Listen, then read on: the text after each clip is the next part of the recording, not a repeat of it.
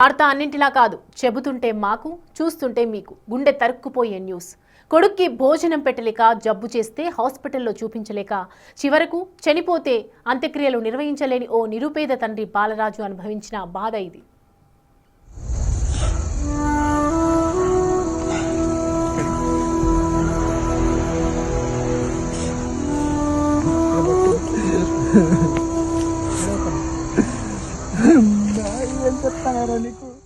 మీరు చూస్తున్నది మహబూబ్ నగర్ శ్మశానం. సమయం రాత్రి 8 గంటలు. 8 ఏళ్ల లేత ప్రాణం, దివ్యాంగుడైన కొడుకు హరీష్ మృతదేహాన్ని ఒడిలో పెట్టుకుని బాలరాజు అనే ఆ తండ్రి పడుతున్న వేదన ఆకాశాన్ని తాకింది.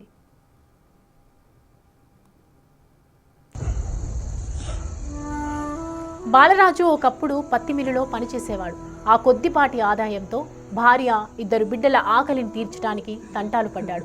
కాలం కాటేసినట్లుగా పత్తి మిల్లు మూతపడింది. ఒక్కసారిగా ఆ కుటుంబానికి అండగా ఉన్న ఆర్థిక ఆధారం కుప్పకూలిపోయింది. దారిద్ర్యం గుమ్మం దాటగానే భార్య కూడా దివ్యాంగుడైన పెద్ద కొడుకును, నిస్సహాయుడైన భర్తను ఒంటరిని చేసి చిన్న కొడుకును తీసుకొని వెళ్ళిపోయింది. అప్పటి నుంచి బాలరాజు స్థానికంగా ఓ చిన్న హోటల్లో పనిచేస్తూ 8 ఏళ్ల హరీష్కు తల్లి ప్రేమను, తండ్రి అండను తనే ఇచ్చాడు.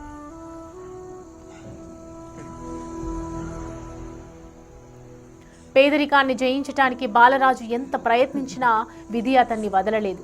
అనారోగ్యంతో బాధపడుతున్న ఆ 8 ఏళ్ల దివ్యాంగ కుమారుడు హరీష్ తుది శ్వాస విడిచాడు. చేతిలో రూపాయి లేకుండానే ఆ పసికందు నిర్జీవ దేహాన్ని పట్టుకుని శ్మశానానికి చేరుకున్నాడు. డబ్బులు లేక అక్కడే గంటల కొద్ది కూర్చున్నాడు.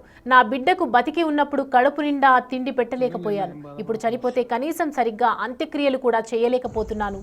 ఈ పాపం నాదే అంటూ బాలరాజు ఆక్రందన అంతా ఇంత కాదు. తల పట్టుకుని బిడ్డ పాదాల దగ్గర బోరున విలపించిన ఆ తండ్రిని చూస్తే ఎవరికైనా కండ్ల వెంట నీళ్లు ఆగవు.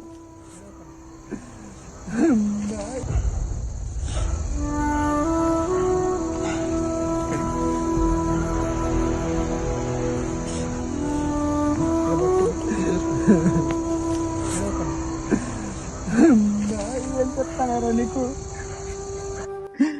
ఏం లేకుండా అయిపోతుందిరా, అమ్మ లేకుండా నాశనం చేసే బిడ్డ.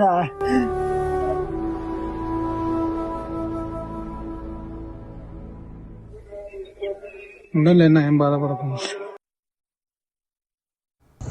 బాలరాజు బాధను గమనించిన కొందరు స్థానికులు జడ్చర్లకు చెందిన విఆర్ స్వచ్ఛంద సంస్థ ప్రతినిధులకు సమాచారం ఇచ్చారు.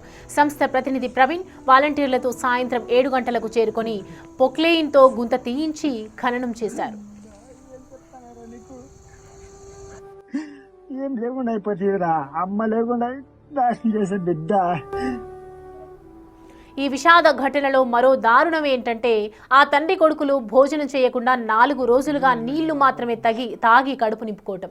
ఈ తండ్రి కొడుకుల దీన గాథ అందరినీ కలిగిలిస్తోంది.